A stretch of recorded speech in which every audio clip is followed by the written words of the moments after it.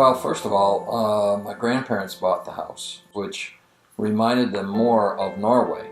There was water here. We have a lake on the property, which flows into the Battenkill. Any rain that runs off the property actually runs into the Battenkill. And I think it identifies where we are for lots of folks who are not natives here. As soon as you mention the Battenkill, then they're on. They know. The house itself was built by a farmer back in the 1840s, but his father had insight to build a dam on the Battenkill River, and from that they got the water power to build some mills. From the income from that, Alexander Cherry could then afford to build this brick house. So Bob's family arrived here in 1916, in March of that year. Last year, we celebrated the 100th anniversary. Well, the Cider Fest came with, while my uncle was still alive, and we'd come up on the weekends and so on from where we lived in Schenectady. The idea came that it'd be good to have a fall reunion.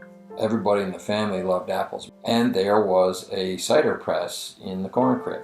Just started in 1994, and we have had one ever since.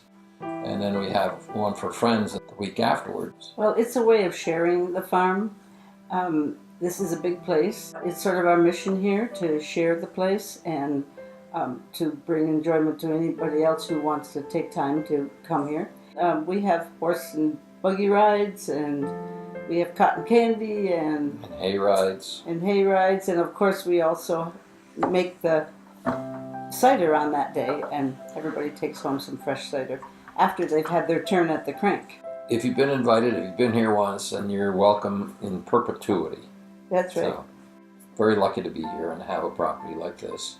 It's kind of important to us that here we are, sort of the third generation to be in charge of the property, and we want to pass it on to our sons, and then beyond that even to keep it in the family for as long as possible. We have a museum, a family museum on the second floor of the house. When we moved in here, we found journals and records of all kinds. And artifacts of various kinds. And that told the story of this family. So they saved everything.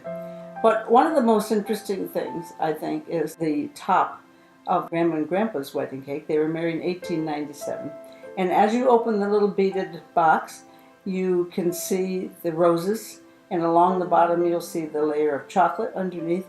Yeah, my uncle, for example, wrote what was going on that evening, and Ma was reading the newspaper. Pa, my grandfather, was listening to the radio, and then he named all the different kids, and they were doing their homework, and so it really described the whole scene for that evening, and it was just kind of, it's like a snapshot, but it was written out. So it's part of our view that the land in this area is just very, very interesting, and it drew my grandparents here for one thing. But it needs to be preserved, and a lot of effort in this area is going into preserving the farm experience and the farm land.